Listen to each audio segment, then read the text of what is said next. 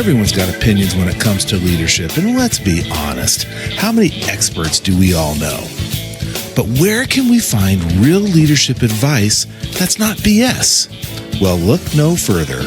Welcome to No BS Leadership, where on each episode we attempt to expose the gap between what leaders think they should be doing and what actually works without the BS.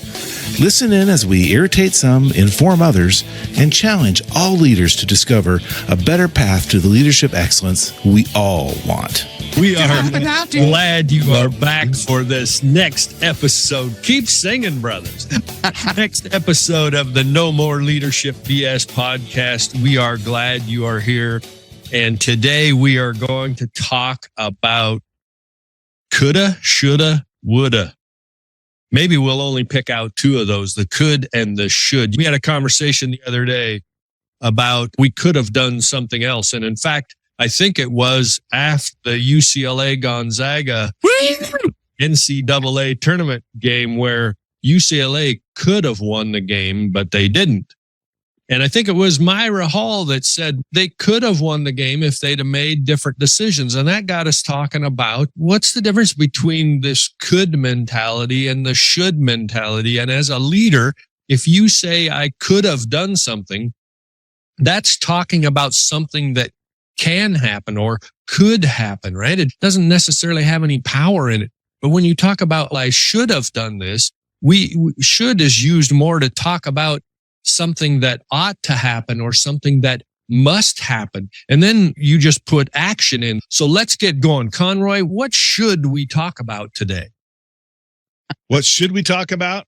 Yeah. I would love to. I love when I'm busy doing something else and he notices and he calls me out. I think we should be talking about the Gonzaga victory over UCLA. But okay. That's it. But so I've had numerous times, if something didn't go right as a leader, and when something's not going right for you as a leader, and we typically try to think about or postulate what could I have done different. And some of that is good thinking, right? To ponder what could I have done different. So it is, and that thought is about something that could have happened or something that can happen. But when you've already done something and you're analyzing the results of it, talking about what we should have done, in other words, what change can you make? What change should you have made or what change ought you have made to get a different result is oftentimes more beneficial. Yeah. I just so completely disagree with you, Jeff. Respectfully, I disagree with that. I have a personal vendetta against the word should. Now, tell me. We do have moral standards that we ascribe to, that we choose to live by. That fact, you don't want to steal somebody. You should not have pulled that trigger. That's absolutely fine. But should lives in the past. Could lives in the future. Whenever you're saying should, you're looking back at something that didn't happen.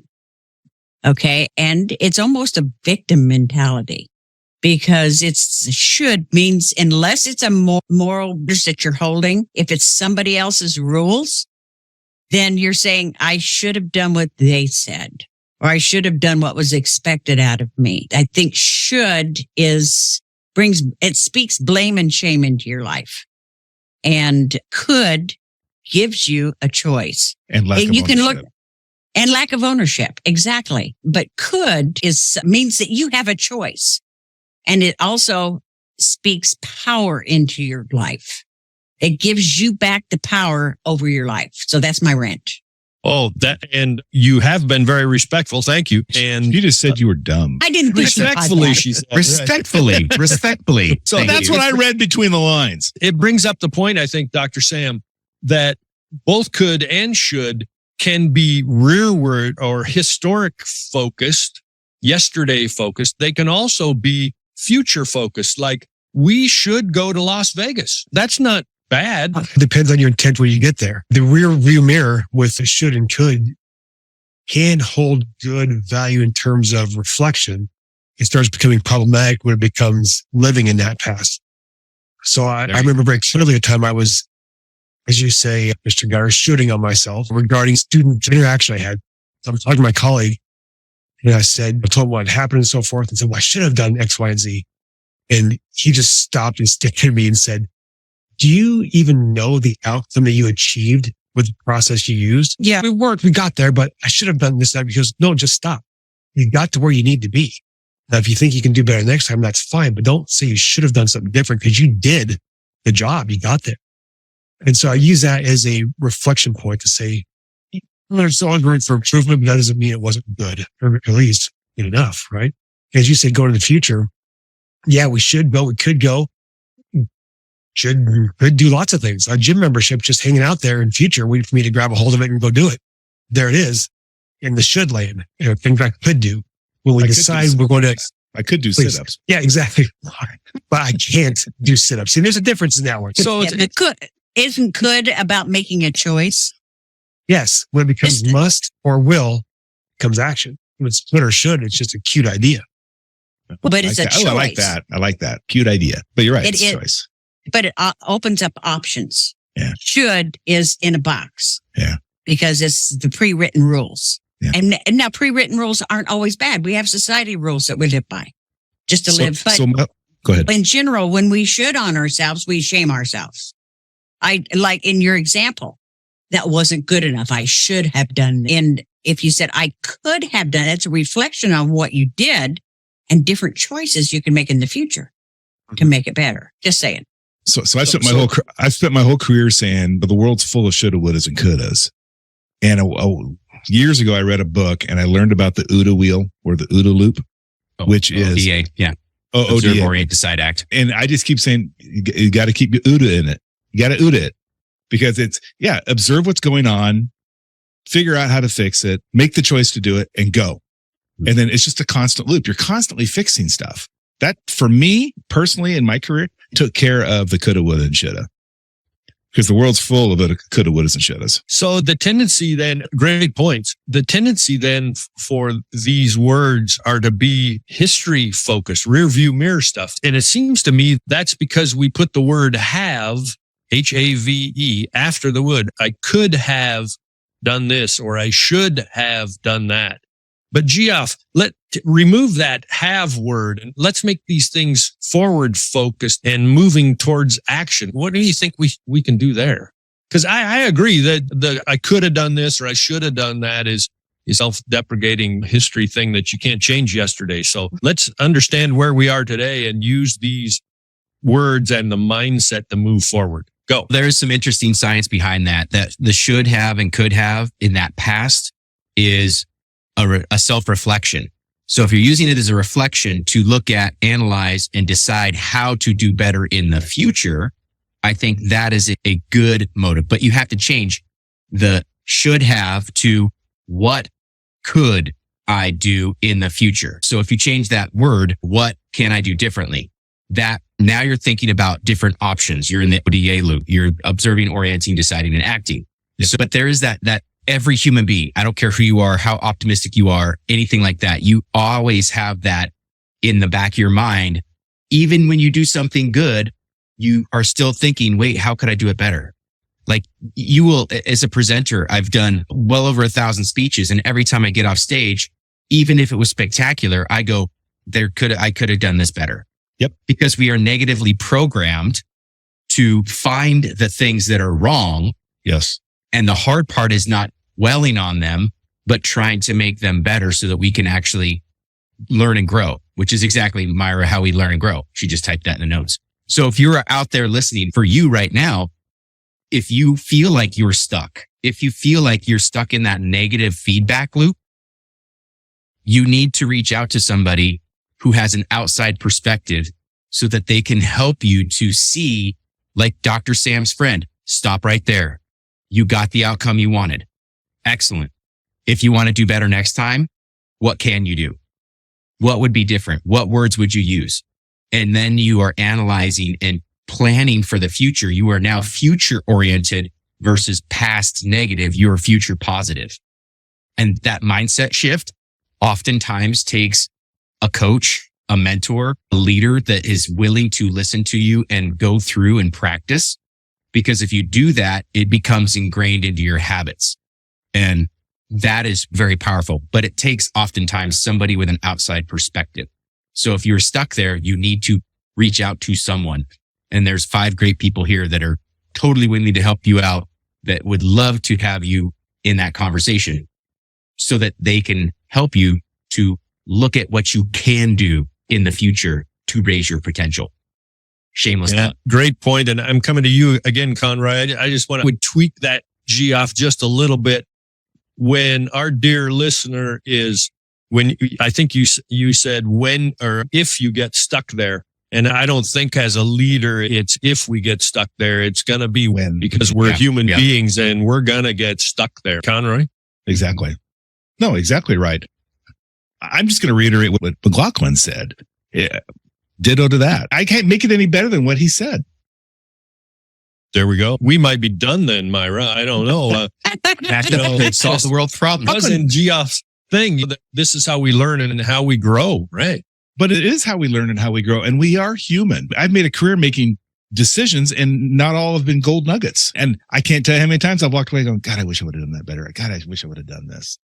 But I'll tell you what, when it comes around again, I try something different. Yeah. So we are human and this is how we grow. We grow by trial and error. Let's look at the opposite side of that though, just for a minute. Learn and grow by saying, what could I have done better? So many people, I'm not saying everybody, but so many people, I should have done this. I've beaten up on myself. How can I adjust so that I fit into the box that I'm supposed to fit into based on other people's rules? But doesn't that depend on the magnitude of the issue? Not really. And it may be different in a male world than it is a female world. I don't know because of how we look for validation and that type of thing. But it's just should, I believe, stops growth unless it is based in concrete values. Could, it opens up choices. If you shame yourself, which is what we're doing when we say should, and blame ourselves for not doing it, it's where we live. We're going to stay stuck in the past instead of growing from it. If you just try that, if you just try next time you say should, and you say, I'm cutting that out. What could I do? And it opens up. You get to make the choice. You get to be the author of your own story. Yeah. Past negative to future positive. Yeah. That's the whole change. That should to could. Past negative is should. Living in blame. Could is future positive. Right. So that's that. It's a 180. It's literally a 180 degree shift. And a lot of people will use should and not even realize they probably in their head mean could, but where the real danger comes in and the real harm is when we tell people you should have done it this way. That's where the danger comes in, is when you are, it sounds berating, it sounds belittling. And most people would withdraw for that. What do I have to do to get their approval, their validation, that type of thing? And maybe some people think that doesn't belong in business. That absolutely belongs in business. It belongs in leadership. So I'll shut up now. Well, I was just thinking that definition or that approach mindset to it, Myra, it can be something as simple as straightforward as it's Saturday morning and I should go mow the lawn, but I don't. And then what happens to when you make that decision compared to the mindset of I could go mow the lawn? Because I have time, I have the ability, I have the mower, I have all the stuff. The only thing you have to do then is put in the action. And Dr. Sam, it looks like you're thinking about something. I was going down that path you just walked down, Jeff, because you're going to come and mow my lawn? Yes, sir. All right. Very reasonable rates minus travel. I caution you. The I should do as you're listening to this. And if you're currently driving, working out, or whatever you're doing, think about something you should do the next day you go to work. Think about that just for a moment. And think about that thing. Also think about how much do you really want? Most things we think we should do are things we don't want to do at all. I should go mow the lawn. Here's 15,000 reasons why I won't go mow the lawn. Yeah. Because I don't want to. And so here's what stuff that gets prioritized instead. And where it shows up in work, I should communicate better. When you say you should communicate better, you're probably saying to yourself, I'm communicating just fine. Those people have the problem. I don't want to change what I'm doing, but here I am. I should do something different. So when you think about those shoulds on your to-do list, Why is it a should? Examine that. Why is this something you don't really care to do? And what can you do to make it less painful to get it done? As chances are decent, those things aren't going away. So you can put them in the should pile and move them to the do pile and start taking action on those things you don't really want to do that badly because they have to get done. I think most of the reason is because I just didn't want to. Yeah. Yep. My wife says Which that isn't to me all bad. the time. No. Yeah. Yeah. We'll have those tasks. I don't want Yeah. it. Yeah. We have to. As You long could as do 8, this, but you don't want it. So that's what you're going to do anyway. Yeah. they say as long as 80% of what you do is light your fire, then get the other 20% done. Just plow through it. Eat your frog first thing in the morning. Get it over Frog with. first thing in the Look, I Have love you frogs. not read that book? Eat your frog. Eat that frog. Yeah. Eat the frog. Eat that frog? Yeah. Yeah, it's a really short book. You ought to read it sometime. It takes about 10 minutes. Yeah. It talks about doing the things you don't want to right away because nobody wants to eat a frog, right? Nobody wants to eat a frog. But if it's necessary to carry forward, eat it first.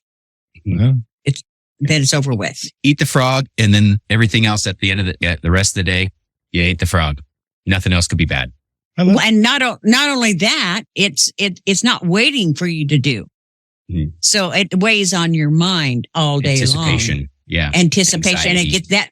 What happens? That frog turns into a bullfrog, turns into a whale, and it gets bigger and bigger. Then you have consequences that weren't there if you would have taken care of it first thing in the morning. It's a great little book. And Who Moved My Cheese are two of Oh, yeah, biggies. I have that. Brian Tracy, I believe, is the author in that one. It is. Yeah. I just found Yeah. it. If you don't eat that frog first thing in the morning, Conroy, it really jerks a knot in your tail. I'm telling you. Totally. Okay, you're dating me. I'm Oh. it's absolutely okay. Please refer to other episodes for that reference. Yes. Previous episode for jerking knot in the tail. Prior episodes. So we're kind of wandering off, but I want you to catch the two things here. One of them was easy. Go get the book by Brian Tracy. Eat your Eat that frog, frog. first, or eat that, That frog. That's takeaway number one. Takeaway number two, and probably more important, is the one that Dr. Sam made here just a minute or two ago, which is that if you have that thought that I should do something, or you have a list of things you should do, you should take some, here we go. You should take some time, right? You Take that could. list. I'm You not going to could tell take you. some You time. could take some time and really analyze the things on your should list. And a lot of times, like Dr. Sam's story, it's going to take a guide, a helper, a coach to go through that list to figure out what's the real deal here with the things on my should list. You don't want a big pile of should because it's just not going to be good. So we're going to leave it there for Should this happens. episode. Should happen. We Should should have stopped happens. earlier. That's right. We're going to leave it there though for this episode. So for these leadership experts, there we go. Easy for you to say. Myra Hall, Jeff Geoff McLaughlin, Dr. Sam Jennings, and my good buddy Jeff Conroy. Booyah. We are the No More Leadership BS crew, and we hope you have a fantastic day, and we'll talk to you next week. So long, everybody. Bye. Bye. Let her bug.